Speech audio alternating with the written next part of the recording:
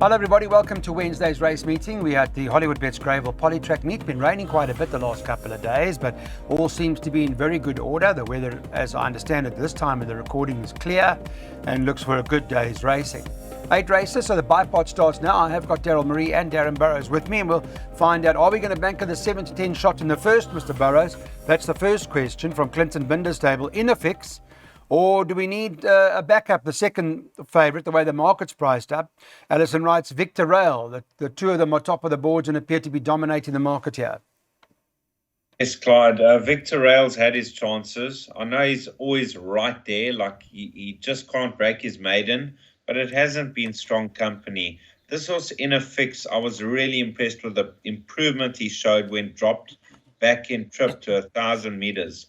Now, if I'm not mistaken, I didn't really check, but I think there's been one runner, one winner from the form line. And he jumps from a good draw. If he takes to the poly, I can't see them beating him. Okay. Yeah, there has been, just to confirm, there has been one runner, one winner called Empress Game from the Broncos stable that came out and won. Darren can't see the favourite getting beat. Your view, Mr. Marie? Well, he's never run on the polytrack. Right. If he's suited to the polytrack, they expect him to win. Clyde, I didn't pay too much attention to this meeting because you told me that it's not going to go ahead. No, it was pouring on Monday and Tuesday.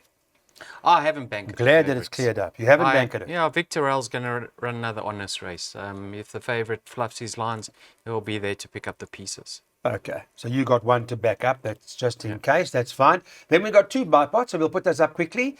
One of them being Darren Burrows, other Daryl Marie. Yeah, Darren's banked the 4 in the first leg. He's also banked the 3 in the last leg of his bipod. That's at also King of the Gauls. That's at 128 Rand bipod. And let's take a look at Daryl Marie's bipod then as to what he's worked out for us in terms of this race meeting. He has got no bankers and he's spending 216 Rand. First race due to run 12:30.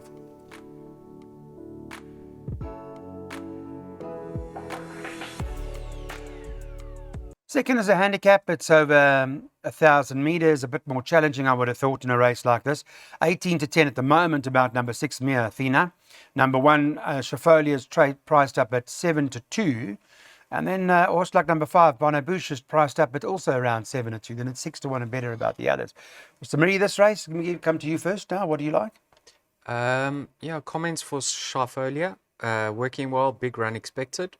Although she may be better over further of the 1,200.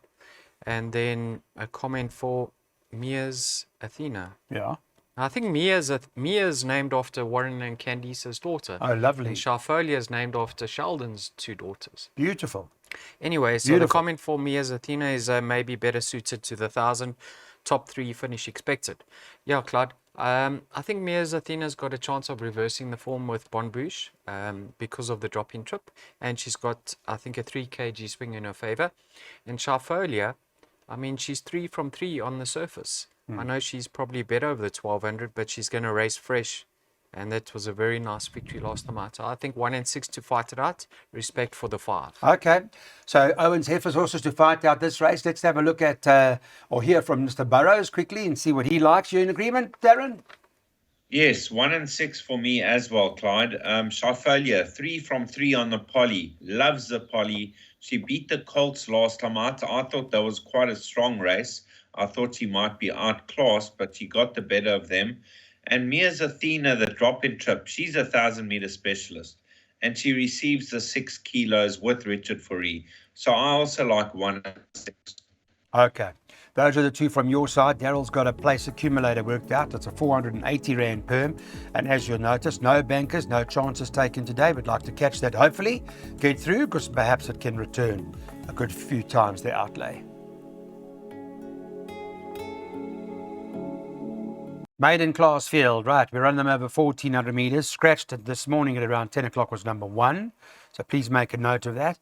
Market, if it's going to help you or give you any sort of guidance, well, the odds on, well, not odds on, the horse has now drifted. I think it's even money. Royal Swan Master, you'll know a bit more about this horse. Only had the 1 start, Darren. Just how impressed were you with this horse? And are we, or should we be bankering this and using this as our play? Clyde, very impressive on debut. He made up tons of ground. He was lashing home late. I thought that wasn't a bad field, on debut. It's a pity that he's drawn out deep at 11, but he is going the further trip. And I think he's going to slot in off the speed. And hopefully, I'm not sure if there's a tailwind or a headwind on course, if you can confirm. I'm just hoping there's not a tailwind because the front runners seem to get away then. But I really believe he could be above average, and he's my outright first choice. I've got respect for Power Star. I know he's had 20 runs in the maiden, but Canamere must have a line of form because he ran second to Dinelli from the Canamere stable and Royal Swan Master races for the Canamere stable. Okay, we'll watch it. I can confirm for you it's a headwind, not a tailwind, at the moment when we're recording the show, headwind. They have had 118 mils of rain, just so that you guys are aware, up until today. And would you be worried about the draw? Yes, absolutely. Oh, you know, yeah. Mr. Canamere likes his horses to be given a chance Yes, to run yes. on it at the depth. Yes. At the depth.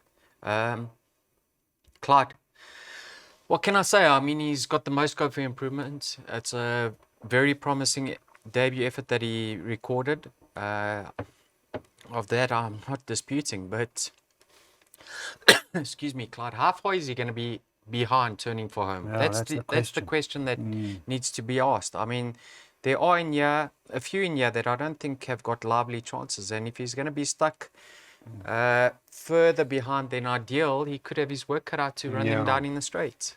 In saying that, could prove a division or two above what he meets over here, because the balance of the field are relatively moderate. Well, what they've shown to date. Okay. I think a horse like T-Rex has to be respected because he's got the draw, he's got that good early toe, the combination of firing. Gavin Lorena and Com Nadu are, I mean, they're red hot at the moment. And what I like about him, Clyde, is the blinkers come off. In his latest start, he was just doing a bit too much with those blinkers. Can be more relaxed in running. And his penultimate start, things really went pear-shaped for him. So I think 3 and 11 to fight it out. Yeah, first time Gavin Lorena on that horse. Okay, let's put some pick 6 up for you guys now and take a look at what the selections are. This is from Darren. He's prepared to take his chances with the Canamere horse and banker the 11. Then go 1, 2, 3, 4, 5, 6, 7 by 1, 6 and 7. Then banker 3 in the next leg of the pick 6. And that 3 happens to be King of the Gauls. And then it looks field. That's his play.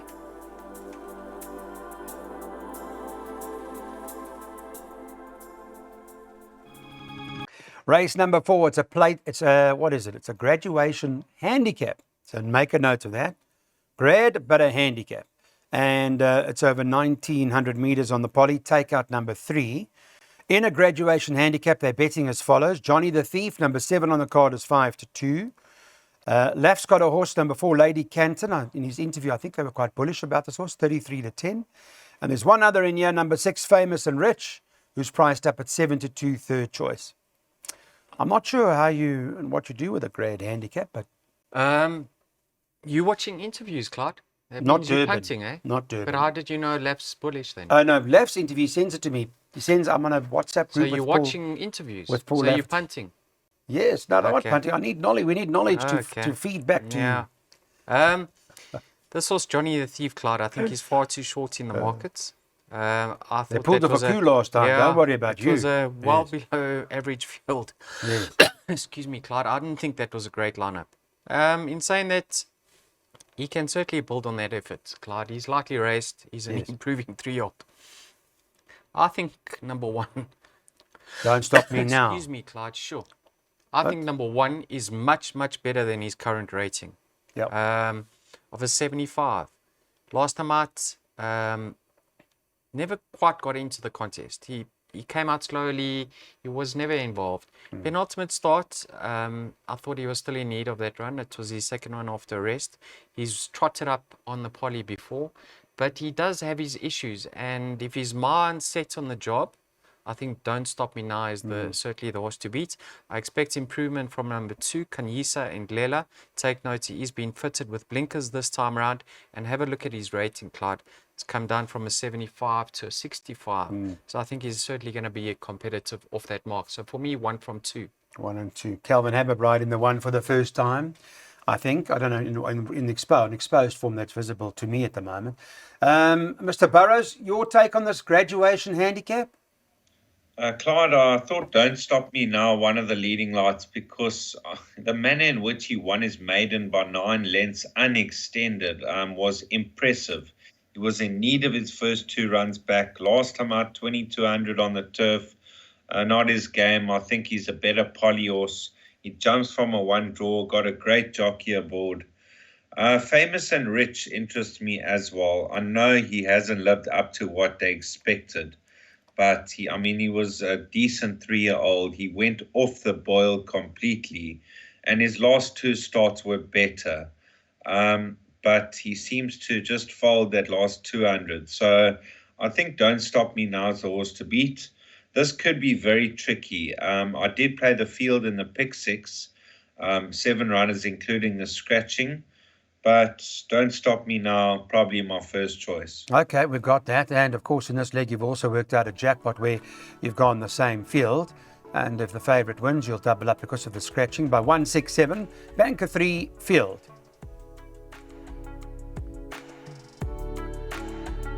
This is a handicap now over the mile and 2 runners out. You'll know by now. 3 Mexican Pity. We can't watch that run, but that's been taken out. And number 8, Mr. Piguel, also been taken out. So 2 fair sorts, but Mexican Pete in particular, obviously highly rated. Interesting race. Does that leave us with Ice Kingdom, Darren, as the one to beat? I mean, the market does certainly show that Former Gear's favourite at 22 to 10, Bowie's second choice 33 to 10, and Ice Kingdom is at 9 to 2 and easy to back. No, I haven't included Ice Kingdom, Clyde. I thought, Former Gear, it all depends if he settles and if he stays the mile, because he has got a touch of class about him. Richard Fourie in the saddle, deepest draw. If he's going to tuck him in, I'm just worried he over races. You've got a horse. I don't like Bowie, to be honest, because I think he's a 1400 meter horse, even on pedigree it shows. And I thought the danger could be Monarchy. I know he's a 7-year-old, but his last run was good. There's not much between Monarchy and the rank outsider Aerial Display. So that's why I included 1, 6, and 7 into my play. Okay. All right. So you're finding it challenging yourself, Darren? I'll give Bowie a chance. On paper, himself and Former Gear, there's absolutely nothing separating the two of them. Former Gear really has been disappointing to follow, Clyde. I've expected so much more from him. But, there is an equipment change, and that could do the trick. So let's hope he does start producing what we all know he's capable of. Maximus, number 5, 2 sprints. Have a look at him. When he's at his best when he gets to the front and dictates. This is probably one of the horses in Dean's stable that he wants to see up front because he performs at his best. He won't drop him out. No. So he has even his peak run. I'm hoping Craig can get to the front, and he'll certainly run a much improved race. So for me, I went 2, 5, and 7. Clyde. Okay. There you go. You've heard it from the guys. There is another jackpot opportunity for you here. So this is the intention: 2, 5, and 7, by 3 and 4, by 1, 2, 5, 6, and 12, by 2, 8, and 9. That's 90 Rand per jackpot. So King of the Gauls was priced up at 22 to 10 this morning, number 3 on the card. For Tony Riverland, Richard Fourie, they team up. Second choice when we did the show was Preemptive Strike, number 10, but priced up around 6 or 7 to 1, as was the Funzel runner, number 11, Rafa's Boy, also priced up at 6, 7 to 1. They bet 8 to 1 and better about the others. So, Darren, 2 starts to date, King of the Gaul. I mean, nothing wrong. You expected that second victory after that superb debut performance by a number of horses that so many have confirmed to date. Do you think King of the Gaul can go through with it? Definitely, Clyde. I think he's the right horse in the race. He looks like he could ooze class. Obviously, it's too early to tell, but his debut was really good. There was support for him into 2 to 1. It was a very strong maiden. We've seen the winner, Sovereign State, win 3 from 3. His last start, it was a workman-like victory, should I say. He got on top of them and he strode away. But I just get the feeling that 1200 is going to suit him down to the ground. I think he takes time to unwind, and the 1200 he can get into the race early and just power on by. His danger would be Tribute to You. He was a good poly winner in his penultimate start. He gets the 4 kilos off his back, which will help. But King of the Gauls could be a class above these. Okay. Thank you for that. So the danger, the 8 Tribute to You. First time poly, you never really know, but does seem to have a lot of class, this horse. Clyde, this horse has come to the track with a huge reputation. Fair enough debut. I mean, Darren's touch on that form line in that race was that Mark de Kock horse that won by Pimanesque. Yeah. Yes. Really impressive horse, that. Funny enough, Clyde, look at the word I wrote down over here for his latest victory, his maiden victory, workmanlike. And I like that from horses. I like to see them being tested, and he did get tested last time out. But one thing was for certain, as the race went on, he got stronger and he was extending at the finish. So I think he's going to love the step up to 1200, and he could certainly be well ahead of the handicapper. I actually made the danger his stable companion, Mr. Henley, Clyde. He's at the bottom of the boards. He's one of the course in distance in the past, but I like the fact that his rating has plummeted. Have a look. It was as high as a 90 down to an 80. He's having his peak run. He's back on the poly, and a set of cheek pieces go on. So I can see improvement from Mr. Henley. 3 from 4 for me. Okay, well, that's any price. Is Mr. Henley, but the one to beat without a doubt, King of the Gauls. Okay, so we've got just, Darren's big on King of the Gauls, as is Daryl, but let's have a look at the confirmation. There we go. Confirmed by Darren, the one to beat. And then we've also got a pick 3 worked out for you for this race, and race 7, and race 8. So you can take your pick 3. And this is what it looks like, 3 and 4. So if there is a danger, Daryl says perhaps number 4 now. Race 7, 1, 2, 5, 6, and 12. And race 8, 2, 8, and 9.